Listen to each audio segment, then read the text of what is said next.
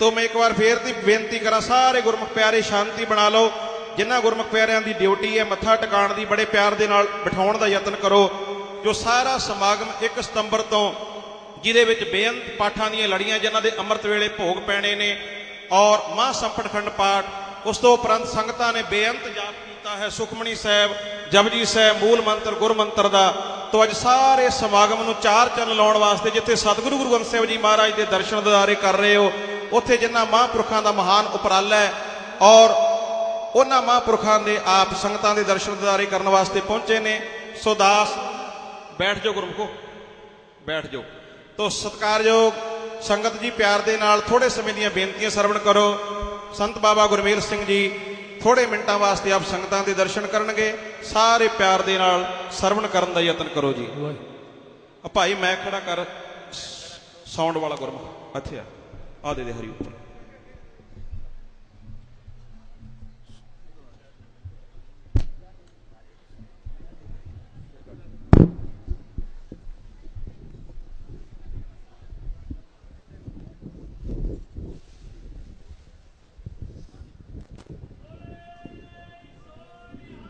सत श्री अकाल।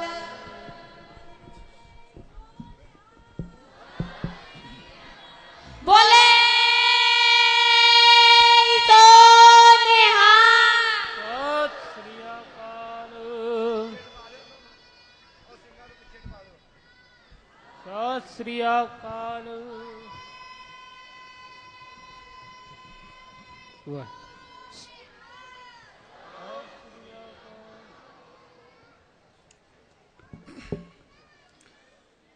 परम सन्मान अते सत्कारयोग गुरु चरना विच विराजी हुई साध संगत सारे प्यार सहित फतेह बुलाओ। वाहिगुरु जी का खालसा वाहिगुरु जी की फतेह। अज दा ये जो खुशियां भरिया समागम आप बहुत ही शरधा प्यार ਅਤੇ ਸਤਕਾਰ ਨਾਲ ਦਰਸ਼ਨ ਕਰ ਰਹੇ ਹੋ। ਇਸ ਘੋਰ ਕਲਯੁਗ ਦੇ ਸਮੇਂ ਦੇ ਵਿੱਚ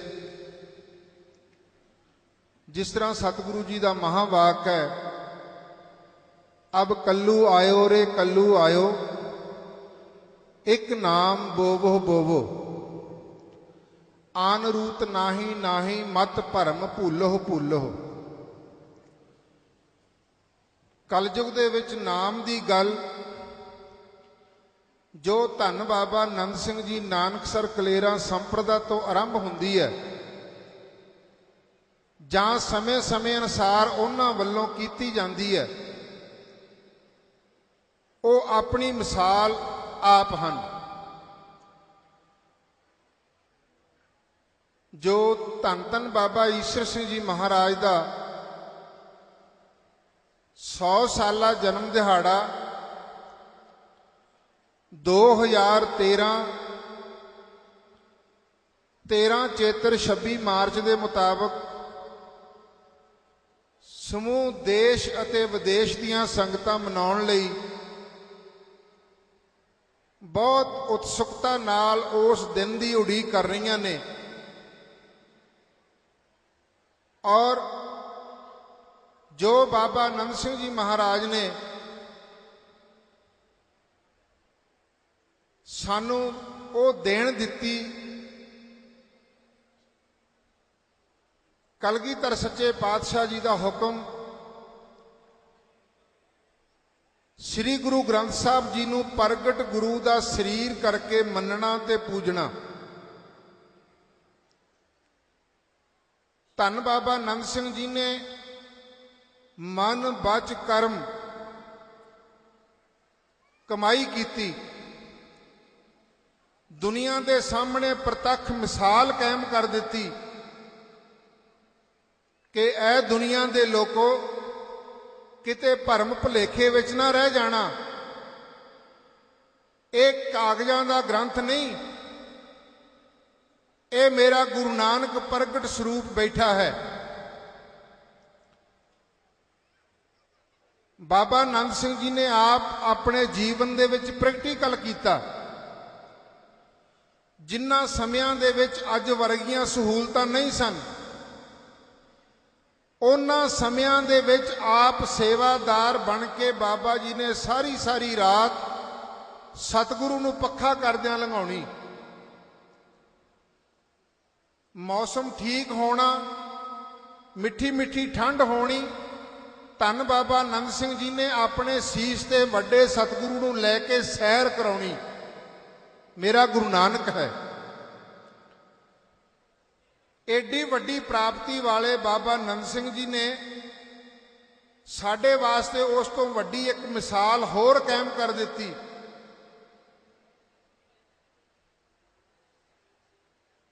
ਗੁਰੂ ਤੋਂ ਨੀਵੀਂ ਸਟੇਜ ਕੀਰਤਨੀਆਂ ਦੀ, ਕੀਰਤਨੀਆਂ ਤੋਂ ਨੀਵੀਂ ਸਟੇਜ ਸੰਗਤ ਦੀ, ਤੇ ਸੰਗਤ ਤੋਂ ਵੀ 2-2.5 ਫੁੱਟ ਡੂੰਘਾ ਟੋਆ ਪੱਟ ਕੇ ਬਾਬਾ ਨੰਦ ਸਿੰਘ ਜੀ ਨੇ ਬੈਠਣਾ। ਮਿਸਾਲ ਕਾਇਮ ਕਰ ਦਿੱਤੀ। ਮਨ ਕਰਕੇ, ਬਾਣੀ ਕਰਕੇ ਤੇ ਕਰਮਾਂ ਕਰਕੇ ਗੁਰੂ ਨਾਨਕ ਦੇ ਘਰ ਦੀ ਪੜ੍ਹਾਈ, ਗੁਰੂ ਨਾਨਕ ਦੇ ਸਿਧਾਂਤ ਨੂੰ ਬਾਬਾ ਜੀ ਨੇ ਕਿੰਨਾ ਅਪਣਾਇਆ, ਸਾਡੇ ਵਾਸਤੇ ਪੂਰਨੇ ਪਾ ਦਿੱਤੇ। ਔਰ ਉਹਨਾਂ ਪੂਰਨਿਆਂ ਤੇ ਅਮਲ ਕਰਕੇ ਧੰਨ ਬਾਬਾ ਈਸ਼ਰ ਸਿੰਘ ਜੀ ਮਹਾਰਾਜ, ਜਿਨ੍ਹਾਂ ਦਾ ਆਗਮਨ ਦਿਹਾੜਾ ਆ ਰਿਹਾ, ਔਰ ਮੈਂ ਸਮਝਦਾ ਇਹ ਸਮਾਗਮ ਬਾਬਾ ਜੀ ਦੇ ਜਨਮ ਦਿਹਾੜੇ ਨੂੰ ਮਨਾਉਣ ਲਈ ਜਾਗਰਤੀ ਸਮਾਗਮ ਸਾਬਤ ਹੋ ਰਿਹਾ ਹੈ। ਦੇਸ਼ਾਂ ਵਿਦੇਸ਼ਾਂ ਵਿੱਚ ਬੈਠੀਆਂ ਸੰਗਤਾਂ ਨੂੰ ਜਾਗਰਤੀ ਆ ਜਾਵੇ ਕਿ ਅਸੀਂ ਕਿਸ ਸ਼ਖਸੀਅਤ ਦਾ 100 ਸਾਲਾ ਦਿਹਾੜਾ ਮਨਾਉਣਾ ਹੈ। ਜੋਤ 오ਹਾ ਜੁਗਤ ਸਾਏ। ਜੇ ਬਾਬਾ ਨੰਦ ਸਿੰਘ ਜੀ ਨੇ ਇੰਨੀ ਨਿਮਰਤਾ, ਗਰੀਬੀ, ਮਨ, ਬਾਣੀ ਤੇ ਕਰਮਾਂ ਕਰਕੇ ਕਮਾਈ, ਧੰਨ ਬਾਬਾ ਈਸ਼ਰ ਸਿੰਘ ਜੀ ਮਹਾਰਾਜ, ਜਿਨ੍ਹਾਂ ਦੇ ਦਰਸ਼ਨਾਂ ਵਾਸਤੇ ਭਾਰਤ ਦਾ ਰਾਸ਼ਟਰਪਤੀ ਵੀ ਉਡੀਕ ਕਰੇ, ਉਹਨਾਂ ਦੀ ਰਸਨਾ ਦੇ ਸ਼ਬਦ ਨੇ, ਮੰਜ਼ਿਲ ਫੜੀ ਗਰੀਬਾਂ ਵਾਲੀ, ਪਹੁੰਚ ਨਾ ਕੋਈ ਸਕੇ, ਜਿੱਥੇ ਪੁੱਜੇ ਅਸੀਂ ਨਿਮਾਣੇ, ਪੈਣ ਸ਼ਾਹਾਂ ਨੂੰ ਧੱਕੇ। ਨਿਮਰਤਾ ਤੇ ਗਰੀਬੀ ਦੀ ਹੱਦ ਮੁਕਾ ਦਿੱਤੀ। ਗੁਰਮੁਖੋ, ਮੇਰੇ ਮਨ ਵਿੱਚ ਖਿਆਲ ਆ ਰਿਹਾ ਸੀ, ਆਦਿ ਗੁਰੂ ਨਾਨਕ ਸੱਚੇ ਪਾਤਸ਼ਾਹ ਜੀ ਤੋਂ ਲੈ ਕੇ 10ਵੇਂ ਪਾਤਸ਼ਾਹ ਸਤਿਗੁਰੂ ਸ੍ਰੀ ਗੁਰੂ ਗੋਬਿੰਦ ਸਿੰਘ ਜੀ, ਉਹਨਾਂ ਸਮਿਆਂ ਦੇ ਵਿੱਚ ਬੜੇ ਭਾਵਨਾ ਵਾਲੇ ਸਿੱਖ ਹੋਏ ਨੇ ਤੇ ਬੜੇ ਬੜੇ ਨਾਸਤਕ ਤੇ ਨਿੰਦਕ ਪੁਰਸ਼ ਵੀ ਹੋਏ ਨੇ। ਨਿੰਦਕਾਂ ਦਾ ਸਬੂਤ ਤੇ ਉਹਨਾਂ ਦੀ ਸੂਰਤ ਸਾਡੇ ਸਾਹਮਣੇ ਸਤਿਗੁਰੂ ਨੇ ਰੱਖੀ ਗੁਰਬਾਣੀ ਦੁਆਰਾ। ਕੋਈ ਆਖੇ ਭੂਤਨਾ, ਕੋਈ ਕਹੇ ਬੇਤਾਲਾ, ਕੋਈ ਆਖੇ ਆਦਮੀ ਨਾਨਕ ਵਿਚਾਰਾ। ਸਤਿਗੁਰੂ ਨਾਨਕ ਪਾਤਸ਼ਾਹ ਜੀ ਨੂੰ ਇਸੇ ਤਰ੍ਹਾਂ ਹੀ ਸੀਨੇ ਬਸੀਨੇ 10ਵੇਂ ਪਾਤਸ਼ਾਹ ਤੱਕ ਚੱਲਦੇ ਆਏ, ਆਸਤਕ ਵੀ ਤੇ ਨਾਸਤਕ ਵੀ। ਕਲਗੀਧਰ ਪਾਤਸ਼ਾਹ ਜੀ ਦਾ ਸਮਾਂ ਮੈਂ ਵਿਚਾਰ ਕਰ ਰਿਹਾ ਸੀ। ਬੜੀ ਦੁਨੀਆ ਨੇ ਕਲਗੀਆਂ ਵਾਲੇ ਨੂੰ ਤੱਕਿਆ, ਪਰ ਜੇ ਕਿਤੇ ਕਲਗੀਆਂ ਵਾਲੇ ਨੂੰ ਭਾਈ ਨੰਦ ਲਾਲ ਜੀ ਦੀ ਨਿਗਾਹ ਦੇ ਨਾਲ ਤੱਕੀਏ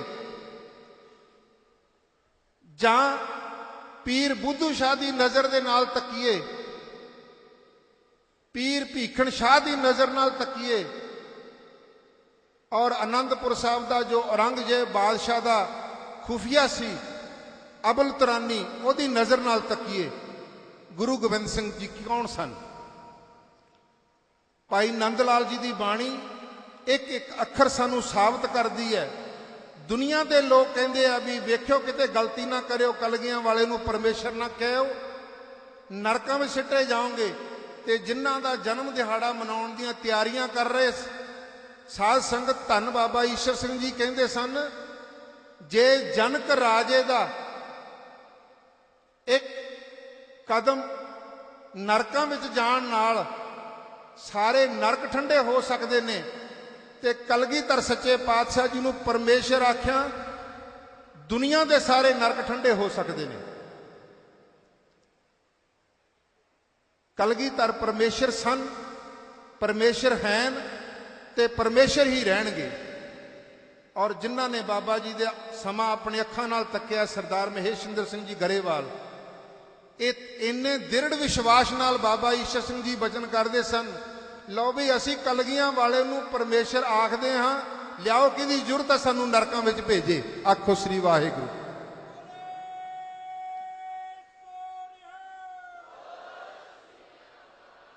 ਸਾਨੂੰ ਉਹਨਾਂ ਦੇ ਜੀਵਨ ਵਿੱਚੋਂ ਸੇਧ ਲੈਣ ਦੀ ਲੋੜ ਹੈ, ਜਿਨ੍ਹਾਂ ਨੇ ਸਾਡੇ ਸਾਹਮਣੇ ਕਮਾਈਆਂ ਕੀਤੀਆਂ, ਸਾਡੇ ਵਾਸਤੇ ਪੂਰਨੇ ਪਾਏ। ਜੇ ਧੰਨ ਬਾਬਾ ਆਨੰਦ ਸਿੰਘ ਜੀ ਨੇ ਆਪਣੇ ਜੀਵਨ ਦੇ ਵਿੱਚ ਸਤਿਗੁਰੂ ਸ੍ਰੀ ਗੁਰੂ ਗ੍ਰੰਥ ਸਾਹਿਬ ਜੀ ਦੀ ਪੂਜਾ ਕੀਤੀ, ਸੇਵਾ ਕੀਤੀ, ਪ੍ਰਤੱਖ ਗੁਰੂ ਦਾ ਰੂਪ ਮੰਨ ਕੇ ਪੂਜਿਆ, ਤੇ ਬਾਬਾ ਆਨੰਦ ਸਿੰਘ ਜੀ ਦਾ ਜੀਵਨ ਲਿਖਣ ਵਾਸਤੇ ਕਿਹੜਾ ਵਿਅਕਤੀ ਉੱਠਿਆ ਜਿਹੜਾ ਅੰਗਰੇਜ਼ ਗਵਰਨਮੈਂਟ ਦੇ ਵਿੱਚ ਲਾਹੌਰ ਸੈਸ਼ਨ ਜੱਜ ਲੱਗਾ ਹੋਇਆ ਸੀ, ਉਹਦੀ ਕਲਮ ਨਾ ਰੁਕ ਸਕੀ ਤੇ ਧੰਨ ਬਾਬਾ ਆਨੰਦ ਸਿੰਘ ਜੀ ਦਾ ਜੀਵਨ ਲਿਖਣਾ ਸ਼ੁਰੂ ਕਰ ਦਿੱਤਾ। ਸਰਦਾਰ ਭਗਤ ਸਿੰਘ ਜੀ ਸੈਸ਼ਨ ਜੱਜ, ਜਿਹਦੀ ਕਲਮ ਨੂੰ ਸਰਕਾਰ ਵੱਲੋਂ ਇੰਨੀ ਤਾਕਤ ਮਿਲੀ ਹੋਈ ਸੀ, ਮਨੁੱਖ ਦੀ ਜ਼ਿੰਦਗੀ ਤੇ ਮੌਤ ਦਾ ਫੈਸਲਾ ਕਰ ਸਕਦਾ ਸੀ, ਅੱਜ ਉਹਦੀ ਕਲਮ ਉੱਠੀ ਬਾਬਾ ਆਨੰਦ ਸਿੰਘ ਜੀ ਦੀ ਸ਼ਖਸੀਅਤ ਬਾਰੇ ਲਿਖਣਾ। ਧੰਨ ਬਾਬਾ ਈਸ਼ਰ ਸਿੰਘ ਜੀ ਦਾ ਸਮਾਂ ਆਇਆ। ਮੈਂ ਬੇਨਤੀ ਕਰ ਰਿਹਾ, ਜੇ ਗੁਰੂ ਨਾਨਕ ਪਾਤਸ਼ਾਹ ਜੀ ਤੋਂ ਲੈ ਕੇ ਪੈਰਲਰ ਦੋਨੋਂ ਲੋਕ ਚੱਲ ਰਹੇ ਨੇ, ਆਸਤਕ ਵੀ, ਨਾਸਤਕ ਵੀ, ਨਿੰਦਕ ਵੀ, ਗੁਰਮੁਖ ਵੀ, ਤੇ ਅੱਜ ਵੀ ਉਹਨਾਂ ਚੋਂ ਕੋਈ ਘੱਟ ਨਹੀਂ ਹੋਏ, ਉਵੇਂ ਹੀ ਚੱਲ ਰਿਹਾ।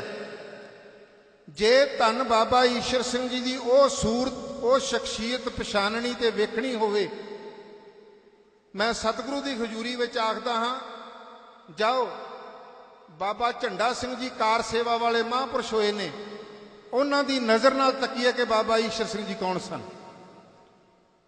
ਹਜੂਰ ਸਾਹਿਬ ਹੈੱਡ ਪੁਜਾਰੀ ਦੀ ਸੇਵਾ ਕਰਨ ਵਾਲੇ ਬਾਬਾ ਹੀਰਾ ਸਿੰਘ ਜੀ, ਉਹਨਾਂ ਨੂੰ ਪੁੱਛੀਏ ਕਿ ਬਾਬਾ ਈਸ਼ਰ ਸਿੰਘ ਜੀ ਕੌਣ ਸਨ।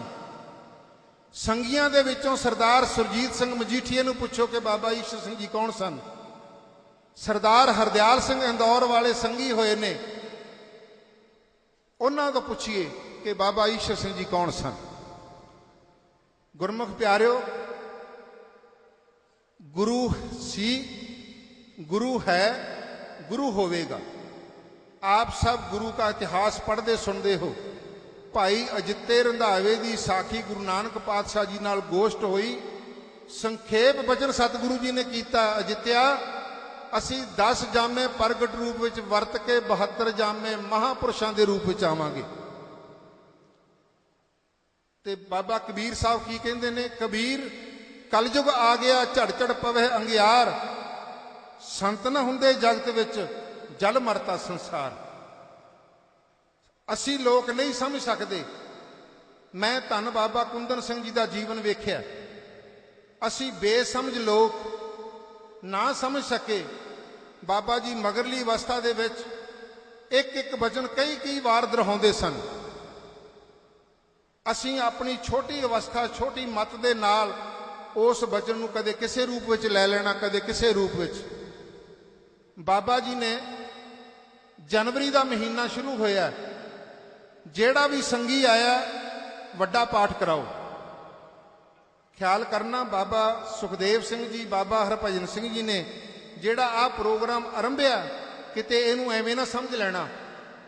ਇਹਨਾਂ ਚੀਜ਼ਾਂ ਦੇ ਰਿਜ਼ਲਟ ਬਹੁਤ ਸਮੇਂ ਬਾਅਦ ਪਤਾ ਲੱਗਦੇ ਨੇ। ਇਹ ਧੰਨ ਬਾਬਾ ਆਨੰਦ ਸਿੰਘ ਜੀ ਦੀ ਪ੍ਰੇਰਣਾ, ਧੰਨ ਬਾਬਾ ਈਸ਼ਰ ਸਿੰਘ ਜੀ ਦੀ ਬਖਸ਼ਿਸ਼, ਧੰਨ ਬਾਬਾ ਕੁੰਦਨ ਸਿੰਘ ਜੀ ਦੀ ਅਸੀਸ ਦੇ ਸਦਕੇ ਏਡੇ ਏਡੇ ਸਮਾਗਮ ਹੁੰਦੇ ਨੇ। ਨਹੀਂ ਤਾਂ ਕਲਯੁਗ ਬੜੇ ਰੂਪ ਧਾਰ ਕੇ ਆ ਕੇ ਵਿਘਨ ਪਾਉਂਦਾ। ਬਾਬਾ ਕੁੰਦਨ ਸਿੰਘ ਜੀ ਕੋਲੇ ਸੰਗੀ ਆਇਆ, ਵੱਡਾ ਪਾਠ ਰਖਾਓ। ਪਾਠੀ ਸਿੰਘਾਂ ਦੇ ਜਥੇਦਾਰ ਆਏ, ਵੱਡਾ ਪਾਠ ਰਖਾਓ। ਕਿਸੇ ਨੂੰ ਸਮਝ ਨਾ ਆਵੇ, 7 ਵਚਨ ਕਹਿ ਕੇ ਕਮਰੇ ਵਿੱਚੋਂ ਬਾਹਰ ਆ ਜਾਣ। ਸਰਦਾਰ ਬਲਦੇਵ ਸਿੰਘ ਸੰਧੂ ਲੁਧਿਆਣੇ ਦੇ ਬਾਬਾ ਜੀ ਦੇ ਬਹੁਤ ਨਜ਼ਦੀਕੀ ਸੰਗੀ, ਬੜੀਆਂ ਖੁਸ਼ੀਆਂ ਲਈਆਂ ਨੇ। ਬਾਬਾ ਜੀ ਦੇ ਦਰਸ਼ਨ ਕਰਨ ਵਾਸਤੇ ਆਏ। ਬਾਬਾ ਜੀ ਕਹਿਣ ਲੱਗੇ, ਬਲਦੇਵ ਵੱਡਾ ਪਾਠ ਰਖਾਓ। ਬਾਬਾ ਜੀ ਕਹਿੰਦੇ, ਕਿਹਨੂੰ ਕਹੀਏ? ਬਲਦੇਵ ਸਿੰਘ ਹੁਣੀ ਕਹਿਣ ਲੱਗੇ, ਬਾਬਾ ਜੀ ਮੈਂ ਕਿਹਨੂੰ ਆਖਾਂ? ਬਾਬਾ ਜੀ ਨੇ ਮੇਰਾ ਨਾਂ ਲੈ ਕੇ ਕਹਿਣ ਲੱਗੇ, ਜਾ ਗਰਮੇਲ ਨਾਲ ਗੱਲ ਕਰ। ਮੈਨੂੰ ਸਰਦਾਰ ਉਹਨਾਂ ਨੇ ਫੋਨ ਕੀਤਾ, 20 ਜਨਵਰੀ ਦੀ ਗੱਲ ਹੈ।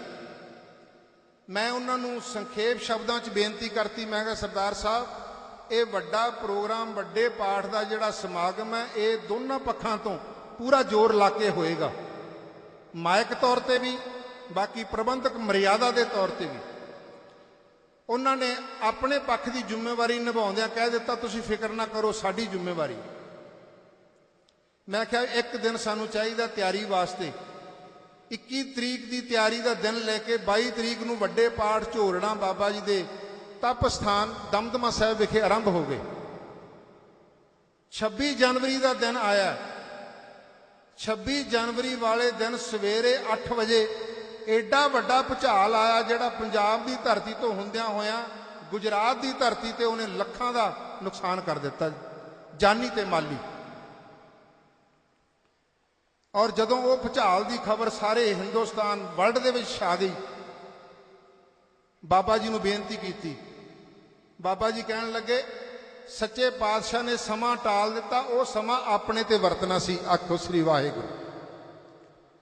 ਮੇਰਾ ਕਹਿਣ ਤੋਂ ਭਾਵ ਮਹਾਂਪੁਰਖ ਚਾਹੇ ਕਿਸੇ ਦੇ ਅੰਦਰ ਨੂੰ ਪ੍ਰੇਰਣਾ ਦੇਣ, ਚਾਹੇ ਕਿਸੇ ਨੂੰ ਬਾਹਰ ਮੁਖੀ ਹੋ ਕੇ ਹੁਕਮ ਦੇਣ, ਉਹਨਾਂ ਦੇ ਹੁਕਮ ਤੇ ਉਹਨਾਂ ਦੀ ਪ੍ਰੇਰਣਾ ਦੇ ਵਿੱਚ ਬਹੁਤ ਵੱਡਾ ਰਾਜ ਹੁੰਦਾ ਹੈ। ਐਡਾ ਵੱਡਾ ਸਮਾਗਮ, ਅੰਦਾਜ਼ਾ ਲਾਈਏ ਕਿ ਜਿਸ ਸ਼ਖਸੀਅਤ ਦਾ ਜਨਮ ਦਿਹਾੜਾ ਮਨਾਉਣ ਦੀਆਂ ਆਰੰਭਤਾ ਸ਼ੁਰੂਆਤਾਂ ਹੋ ਗਈਆਂ ਨੇ ਔਰ ਐਡੀ ਵੱਡੀ ਪੱਧਰ ਦਾ ਸਮਾਗਮ ਹੋ ਕੇ ਸ਼ੁਰੂਆਤ ਹੋਈ ਹੈ, ਇੱਥੋਂ ਹੀ ਅੰਦਾਜ਼ਾ ਲਾਈਏ ਕਿ ਉਹ ਸ਼ਖਸੀਅਤ ਕਿੱਡੀ ਵੱਡੀ ਹੋਵੇਗੀ।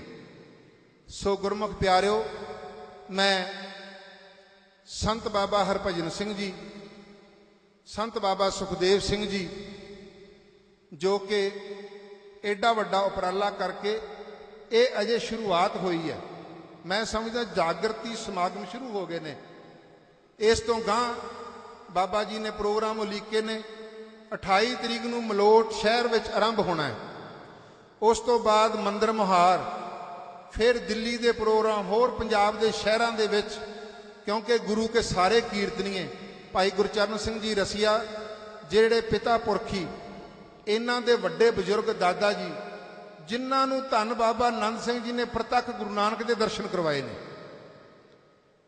ਇਹ ਰੂਹਾਂ ਅੱਜ ਉਹੀ ਘੁੰਮ ਘੁੰਮ ਕੇ ਬਾਬਾ ਜੀ ਭਾਂਡੇ ਬਦਲ ਰਹੇ ਨੇ, ਸਰੀਰ ਬਦਲ ਰਹੇ ਨੇ, ਰੂਹਾਂ ਉਹੀ ਆ ਰਹੀਆਂ ਨੇ, ਉਹੀ ਸੇਵਾ ਨਿਭਾ ਰਹੀਆਂ ਨੇ, ਚੱਲ ਰਹੇ ਨੇ। ਜਦੋਂ ਸਮਾਗਮ 2013 ਵਾਲਾ 100 ਸਾਲਾ ਬਾਬਾ ਜੀ ਦਾ ਝੋਰੜਾ ਦਮਦਮਾ ਸਾਹਿਬ ਵਿਖੇ ਮਨਾਇਆ ਗਿਆ, ਸਮਾਗਮ ਹੋਰ ਥਾਂ ਵੀ ਸਾਰੇ ਹੋ ਰਹੇ ਨੇ। ਬਾਬਾ ਜੀ ਦਾ ਨਾਨਕਾ ਨਗਰ ਬੜੂੰਦੀ ਹੈ, ਅਹਿਮਦਗੜ੍ਹ ਦੇ ਨਜ਼ਦੀਕ ਬਾਬਾ ਧੰਨਾ ਸਿੰਘ ਜੀ ਆਏ ਨੇ, ਉੱਥੇ ਵੀ ਸਮਾਗਮ ਬਹੁਤ ਵੱਡੀ ਪੱਧਰ ਦੇ ਹੋਣੇ ਨੇ। ਨਾਨਕਿਆਂ ਦਾਦਕਿਆਂ ਨੂੰ ਸਾਰਿਆਂ ਨੂੰ ਖੁਸ਼ੀਆਂ ਚੜੀਆਂ ਹੋਈਆਂ ਨੇ। ਜਦੋਂ ਬਾਬਾ ਜੀ ਦਾ 2013 ਵਾਲਾ ਸਮਾਗਮ ਦਮਦਮਾ ਸਾਹਿਬ ਦੀ ਧਰਤੀ ਤੇ ਮਨਾਇਆ ਗਿਆ, ਉਸ ਤੋਂ ਬਾਅਦ ਬਾਹਰਲੇ ਮੁਲਕਾਂ ਵਿੱਚ ਸਮਾਗਮ ਸ਼ੁਰੂ ਹੋਣੇ ਨੇ। ਅਮਰੀਕਾ ਗੱਲ ਹੋ ਚੁੱਕੀ ਹੈ, ਲੰਡਨ ਗੱਲ ਹੋ ਚੁੱਕੀ ਹੈ, ਕੈਨੇਡਾ ਗੱਲ ਹੋ ਚੁੱਕੀ ਹੈ, ਜਿੱਥੇ ਮਈ ਜੂਨ ਦੇ ਮਹੀਨੇ ਦੇ ਵਿੱਚ ਧੰਨ ਬਾਬਾ ਈਸ਼ਰ ਸਿੰਘ ਜੀ ਦੇ ਜਨਮ ਦਿਹਾੜੇ ਦੇ ਪ੍ਰੋਗਰਾਮ ਉਲੀਕੇ ਗਏ ਨੇ। ਸੋ ਦਾਸ ਮੈਂ ਮਹਾਂਪੁਰਖ ਬਾਬਾ ਹਰਭਜਨ ਸਿੰਘ ਜੀ ਨੂੰ, ਸੰਤ ਬਾਬਾ ਸੁਖਦੇਵ ਸਿੰਘ ਜੀ ਨੂੰ ਔਰ ਸੰਗੀਆਂ ਦੇ ਨਾਤੇ ਜਿੰਨੇ ਵੀ ਸਾਡੇ ਬਾਬਾ ਜੀ ਦੇ ਵਿਦਿਅਕ ਅਦਾਰਿਆਂ ਦੇ ਟਰਸਟੀ ਸਾਹਿਬਾਨ ਨੇ, ਸਰਦਾਰ ਮਹੇਸ਼ਿੰਦਰ ਸਿੰਘ ਜੀ ਗਰੇਵਾਲ, ਹੋਰ ਜਿੰਨੇ ਵੀ ਬਾਬਾ ਜੀ ਦੇ ਨਜ਼ਦੀਕੀ ਸੰਗੀ ਨੇ, ਇਲਾਕਾ ਨਿਵਾਸੀ ਸੰਗਤਾਂ, ਸ਼ਹਿਰ ਦੀਆਂ ਸੰਗਤਾਂ ਔਰ ਵਿਸ਼ੇਸ਼ ਕਰਕੇ ਮਹਾਂਪੁਰਖ ਸੰਤ ਬਾਬਾ ਜਸਵੰਤ ਸਿੰਘ ਜੀ ਸਮਰਾਲੇ ਚੌਂਕ ਵਾਲੇ, ਬੇਸ਼ੱਕ ਸਿਹਤ ਇਜਾਜ਼ਤ ਨਹੀਂ ਦਿੰਦੀ, ਉਹ ਬੇਆਰਾਮੀ ਕੱਟਦਿਆਂ ਹੋਇਆਂ ਵੀ ਧੰਨ ਬਾਬਾ ਆਨੰਦ ਸਿੰਘ ਜੀ ਦੇ ਇਸ, ਧੰਨ ਬਾਬਾ ਈਸ਼ਰ ਸਿੰਘ ਜੀ ਦੇ ਇਸ ਮਰਿਆਦਾ ਵਾਲੇ ਸਮਾਗਮ ਦੇ ਵਿੱਚ ਹਾਜ਼ਰੀਆਂ ਭਰ ਰਹੇ ਨੇ। ਔਰ ਮੈਂ ਸਮੁੱਚੀ ਸੰਪਰਦਾ ਵੱਲੋਂ, ਬਾਬਾ ਸੁਖਦੇਵ ਸਿੰਘ ਜੀ ਹੁਣਾਂ ਵੱਲੋਂ, ਸਾਡੇ ਸਭ ਤੋਂ ਮੁੱਖ ਸਥਾਨ, ਸਿੱਖ ਕੌਮ ਦੇ ਸਭ ਤੋਂ ਸ਼੍ਰੋਮਣੀ ਸਥਾਨ ਸੱਚਖੰਡ ਸ੍ਰੀ ਹਰਿਮੰਦਰ ਸਾਹਿਬ ਔਰ ਤਖਤ ਸ੍ਰੀ ਅਕਾਲ ਤਖਤ ਸਾਹਿਬ ਦੇ ਮੁੱਖ ਸੇਵਾਦਾਰ ਸਿੰਘ ਸਾਹਿਬ ਗਿਆਨੀ ਗੁਰਬਚਨ ਸਿੰਘ ਜੀ ਔਰ ਸਿੰਘ ਸਾਹਿਬ ਗਿਆਨੀ ਜਸਵਿੰਦਰ ਸਿੰਘ ਜੀ, ਉਹਨਾਂ ਨੂੰ ਮੈਂ ਸਮੁੱਚੀ ਨਾਨਕਸਰ ਸੰਪਰਦਾ ਵੱਲੋਂ ਬਾਬਾ ਜੀ ਦੇ ਜਨਮ ਦਿਹਾੜੇ ਦੀਆਂ ਔਰ ਇਸ ਏਡੇ ਵੱਡੇ ਸਮਾਗਮ ਦਾ ਨਿਰਵਿਘਨਤਾ ਸਹਿਤ ਸੰਪੂਰਨ ਹੋਣ ਦੀਆਂ ਬਹੁਤ ਬਹੁਤ ਮੁਬਾਰਕਾਂ ਦਿੰਦਾ ਹਾਂ, ਬਹੁਤ ਬਹੁਤ ਵਧਾਈਆਂ ਦਿੰਦਾ ਹਾਂ। ਦਾਸ ਵੱਲੋਂ ਕੋਈ ਸ਼ਬਦ ਵੱਧ ਘੱਟ ਕਿਹਾ ਗਿਆ ਹੋਵੇ ਖਿਮਾ ਕਰ ਦੇਣੀ। ਸਾਰੇ ਗੁਰਮੁਖਾਂ ਨੂੰ, ਕੀਰਤਨੀਆਂ ਨੂੰ, ਸੰਗਤਾਂ ਨੂੰ, ਆਈਆਂ ਹੋਈਆਂ ਸ਼ਖਸੀਅਤਾਂ ਨੂੰ ਬਹੁਤ ਬਹੁਤ ਵਧਾਈਆਂ, ਬਹੁਤ ਬਹੁਤ ਮੁਬਾਰਕਾਂ। ਵਾਹਿਗੁਰੂ ਜੀ ਕਾ ਖਾਲਸਾ, ਵਾਹਿਗੁਰੂ ਜੀ ਕੀ ਫਤਿਹ। ਵਾਹਿਗੁਰੂ ਜੀ ਕਾ ਖਾਲਸਾ, ਵਾਹਿਗੁਰੂ ਜੀ ਕੀ ਫਤਿਹ। ਸਤ ਸੰਗਤ ਜੀ, ਆਪ ਜੀ ਨੇ ਸੰਤ ਗੁਰਬੇਲ ਸਿੰਘ ਜੀ ਪਾਸੋਂ ਥੋੜੇ ਸਮੇਂ ਵਿੱਚ ਬਹੁਤੀਆਂ ਵਿਚਾਰਾਂ ਸੁਣੀਆਂ। ਤੋ ਦਾਸ ਇੱਕ ਬੇਨਤੀ ਕਰਨੀ ਚਾਹਵੇ, ਇਹ ਸਾਰੇ ਸਮਾਗਮ ਦਾ ਜੋ ਮੇਨ ਮਨੋਰਥ ਹੈ, ਕਿਉਂਕਿ ਮਹਾਂਪੁਰਖ ਦੀ ਯਾਦ ਗੁਰੂ ਦੇ ਨਾਲ ਜੋੜਦੀ ਹੈ। ਅਸੀਂ ਸਮੁੱਚੀ ਸੰਪਰਦਾਇ ਬਾਬਾ ਜੀ ਦੇ 100 ਸਾਲੇ ਦੇ ਜਰੀਏ ਜੋ ਧੰਨ ਬਾਬਾ ਆਨੰਦ ਸਿੰਘ ਜੀ ਮਹਾਰਾਜ ਦੇ ਘਰ ਦਾ ਮਿਸ਼ਨ, ਗੁਰੂ ਗ੍ਰੰਥ ਤੇ ਗੁਰੂ ਪੰਥ ਦਾ, ਉਹਨੂੰ ਅੱਗੇ ਤੋਰਨ ਦਾ ਯਤਨ ਕੀਤਾ। 26 ਦਿਨਾਂ ਦੇ ਵਿੱਚ ਮਹਾਂਪੁਰਖ ਬਾਬਾ ਸੁਖਦੇਵ ਸਿੰਘ ਜੀ ਹੋਰ ਸਾਰੇ ਕੀਰਤਨੀਆਂ ਨੇ ਰਲ ਕੇ ਜੋ 26 ਦਿਨ 25 ਦਿਨ ਨਿਰੰਤਰ ਗੁਰੂ ਗ੍ਰੰਥ ਨੂੰ ਮੰਨਣ ਦੀ ਔਰ ਗੁਰੂ ਪੰਥ ਖੰਡੇ ਬਾਟੇ ਦੇ ਅਮਰ ਦੀ ਗੱਲ ਕੀਤੀ ਹੈ। ਮੈਂ ਦੱਸਣਾ ਚਾਹਾਂ, ਪਿਛਲੇ ਐਤਵਾਰ ਬੇਅੰਤ ਸੈਂਕੜਿਆਂ ਦੀ ਗਿਣਤੀ ਵਿੱਚ ਸਰੀਰਾਂ ਨੇ ਅੰਮ੍ਰਿਤਪਾਨ ਕੀਤਾ। ਹੁਣ ਵੀ ਅੱਜ ਵੀ ਸੈਂਕੜਿਆਂ ਦੀ ਗਿਣਤੀ ਵਿੱਚ ਬੇਅੰਤ ਸਰੀਰ ਅੰਦਰ ਅੰਮ੍ਰਿਤ ਦੀ ਦਾਤ ਲੈ ਰਹੇ ਨੇ, ਜਿਨ੍ਹਾਂ ਨੇ ਥੋੜੇ ਸਮੇਂ ਵਿੱਚ ਆਪ ਸੰਗਤਾਂ ਦੇ ਦਰਸ਼ਨ ਦਿਦਾਰੇ ਕਰਨੇ ਨੇ। ਤੋਂ ਬੇਨਤੀ ਕਰਨ ਤੋਂ ਭਾਵ ਮਹਾਂਪੁਰਖ ਬਾਬਾ ਈਸ਼ਰ ਸਿੰਘ ਜੀ ਦਾ 100 ਸਾਲਾ, ਉਹਨਾਂ ਨੇ 13 ਸਾਲ ਦਿਨ ਪਰ ਰਾਤ ਇੱਕ ਕਰਕੇ ਧੰਨ ਗੁਰੂ ਗ੍ਰੰਥ ਸਾਹਿਬ ਦਾ ਪ੍ਰਚਾਰ ਔਰ ਖੰਡੇ ਬਾਟੇ ਦਾ ਪ੍ਰਚਾਰ ਕੀਤਾ। ਉਹ ਸਾਰੇ ਮਿਸ਼ਨ ਦੀ ਪੂਰਤੀ ਨੂੰ ਅੱਗੇ ਕਰਨ ਵਾਸਤੇ ਸਾਰੀ ਸੰਪਰਦਾ, ਸਾਰੇ ਮਹਾਂਪੁਰ ਰਲ ਕੇ ਹੰਭਰਾ ਮਾਰ ਰਹੇ ਨੇ। ਤੋ ਦਾਸ ਬੇਨਤੀ ਕਰੇ, ਸਤਿਕਾਰਯੋਗ ਸਿੰਘ ਸਾਹਿਬ ਗਿਆਨੀ ਜਸਵਿੰਦਰ ਸਿੰਘ ਜੀ ਔਰ ਸਿੰਘ ਸਾਹਿਬ ਗਿਆਨੀ ਗੁਰਬਚਨ ਸਿੰਘ ਜੀ, ਉਹਨਾਂ ਨੇ ਹਾਜ਼ਰੀ ਭਰਨੀ ਹੈ। ਤੋ ਬੇਨਤੀ ਹੈ ਕਿ ਸਾਰੀਆਂ ਨਹੀਂ ਲੈ ਜਾ, ਉਹ ਹੈਗਾ ਛੋਟਾ ਮੈਕ, ਠੀਕ। ਤੋ ਸਿੰਘ ਸਾਹਿਬ ਗਿਆਨੀ ਜਸਵਿੰਦਰ ਸਿੰਘ ਜੀ ਹੈੱਡ ਗ੍ਰੰਥੀ ਸੱਚਖੰਡ ਸ੍ਰੀ ਹਰਿਮੰਦਰ ਸਾਹਿਬ, ਔਰ ਉਹਨਾਂ ਤੋਂ ਬਾਅਦ ਸਤਿਕਾਰਯੋਗ ਸਿੰਘ ਸਾਹਿਬ ਗਿਆਨੀ ਗੁਰਬਚਨ ਸਿੰਘ ਜੀ ਆਪਣੇ ਬਚਨਾਂ ਦੁਆਰਾ ਸੰਗਤਾਂ ਦੇ ਦਰਸ਼ਨ ਕਰਨਗੇ। ਸਾਰੀ ਸੰਗਤ ਇਸੇ ਤਰ੍ਹਾਂ ਪਿਆਰ ਦੇ ਨਾਲ ਸ਼ਾਂਤੀ ਬਣਾ ਕੇ ਸਰਵਣ ਕਰਨਾ ਜੀ।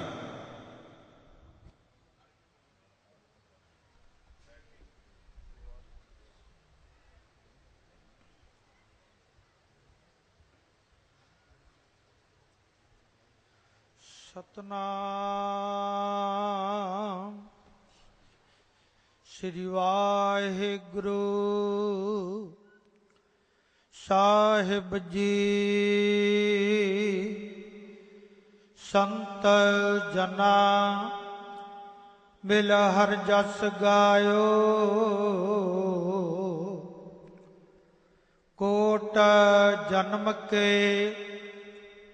ਦੁਖ ਗਵਾਇਓ। ਜੋ ਚਾਹਤ ਸੋਈ ਮਨ ਪਾਇਓ, ਕਰ ਕਿਰਪਾ ਹਰ ਨਾਮ ਦਿਵਾਇਓ। ਸਰਬ ਸੁਖ ਹਰ ਨਾਮ ਵਡਾਈ, ਗੁਰ ਪ੍ਰਸਾਦ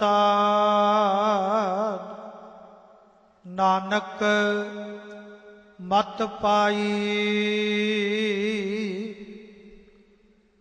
ਸਤਿਗੁਰਾਂ ਦੀ ਪਾਵਨ ਪਵਿੱਤਰ ਗੋਦ ਦੇ ਅੰਦਰ ਸਭਾਏਮਾਨ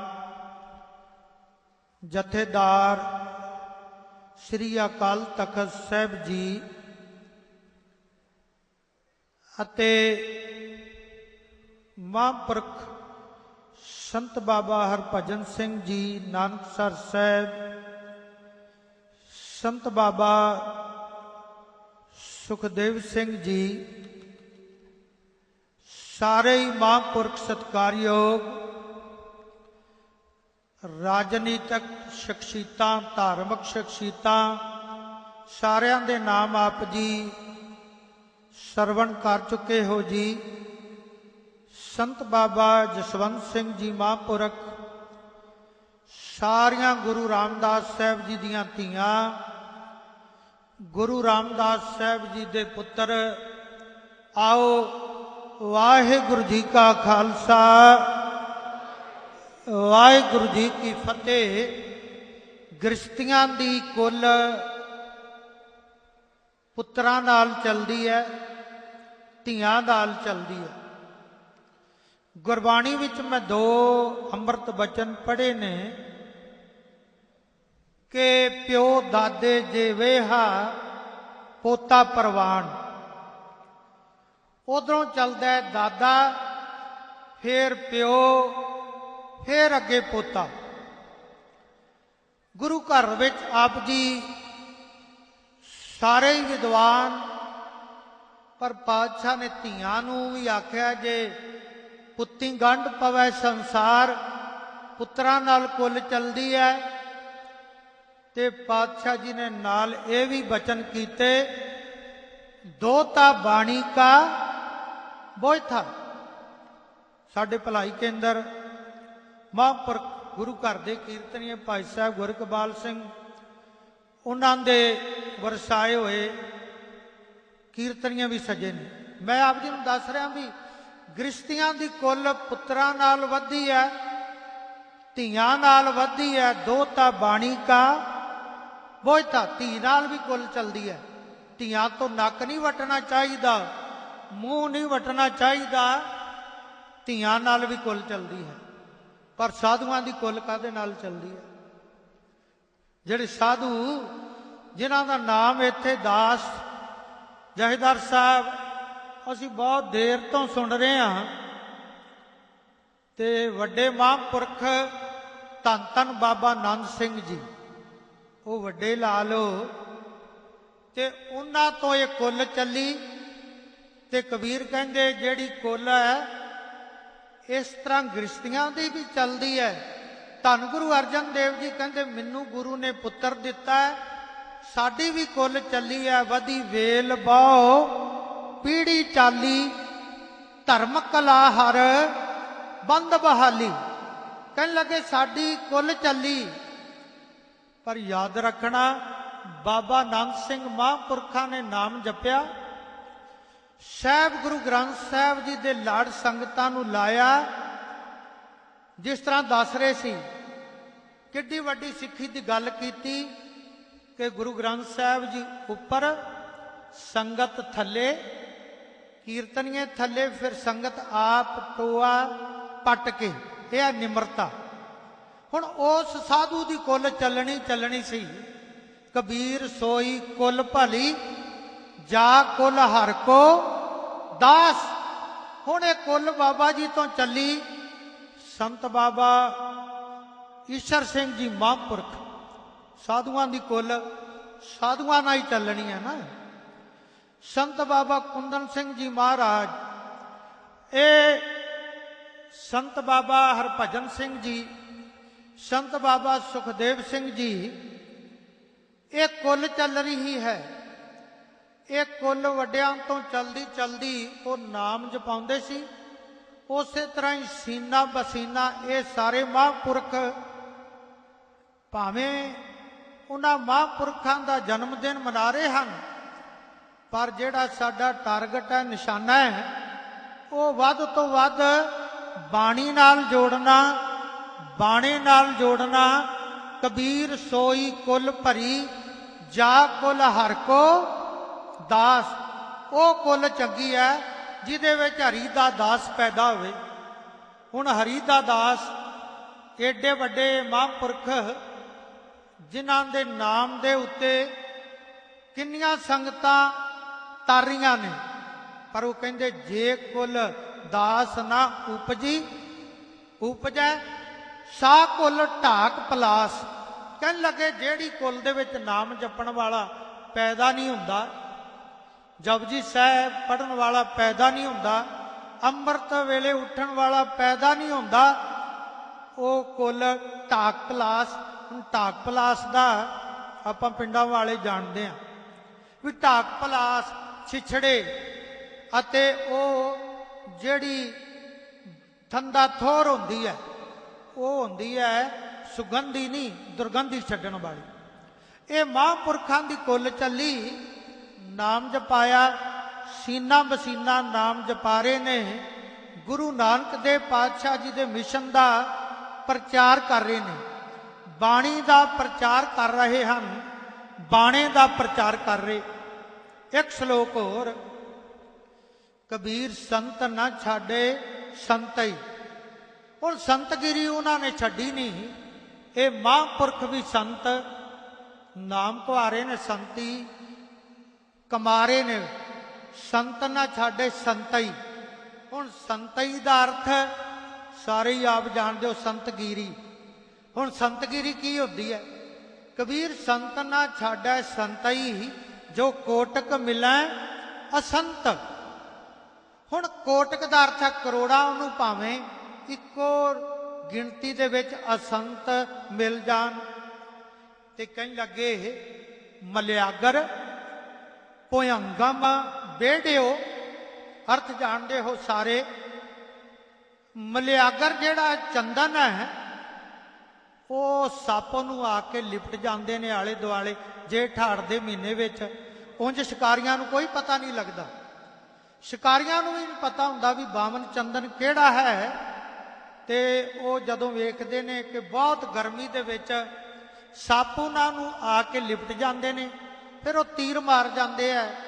ਜਦੋਂ ਠੰਡ ਹੁੰਦੀ ਹੈ ਆ ਕੇ ਉਹ ਕਹਿੰਦੇ ਇਹ ਚੰਦਨ ਹੈ। ਕਹਿਣ ਲੱਗੇ ਇਸੇ ਤਰ੍ਹਾਂ ਹੀ ਮਲਿਆਗਰ ਭੁਯੰਗਮ ਬੇੜਿਓ ਤਾਂ ਸੀਤਲਤਾ ਨਾ ਤਜੰਤ।